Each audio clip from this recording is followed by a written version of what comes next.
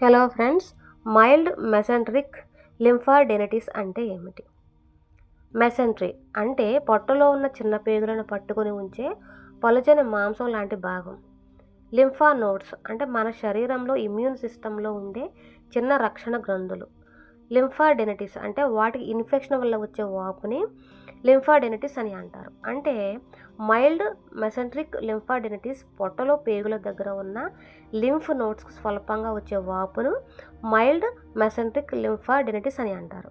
ఇది ఎందుకు వస్తుంది అంటే కాజెస్ ఏంటంటే వైరల్ ఇన్ఫెక్షన్స్ ఎక్కువగా చిన్నపిల్లల్లో వస్తుంది. అంటే 10 ఇయర్స్ ఎబో దాటిన ప్రతి ఒక్క టీనేజర్స్కి, అలాగే 10 to 11, 12, 13 అలాగే టీనేజర్స్కి ప్రతి ఒక్కరికి కూడా చిన్నపిల్లలు ఎక్కువ ఇది అటాక్ చేస్తుంది.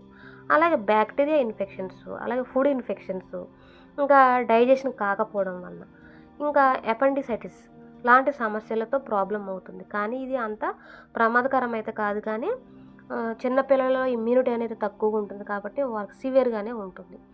అలాగే సిమ్టమ్స్ ఏ విధంగా ఉంటాయంటే పొట్టలో ఎక్కువగా నొప్పి వస్తుంది. సాధారణంగా కుడివైపు అలాగే బొడ్డు చుట్టూ వస్తుంది. ఇంకా వామిటింగ్స్ అవుతూ ఉంటాయి. ఫీవర్ ఎక్కువ వస్తూ ఉంటుంది. అలాగే అలసట కూడా చాలా ఎక్కువగా ఉంటుంది. ఇది ప్రమాదమా అంటే మైల్డ్ అంటే చాలా స్వల్పం అని చెప్పొచ్చు.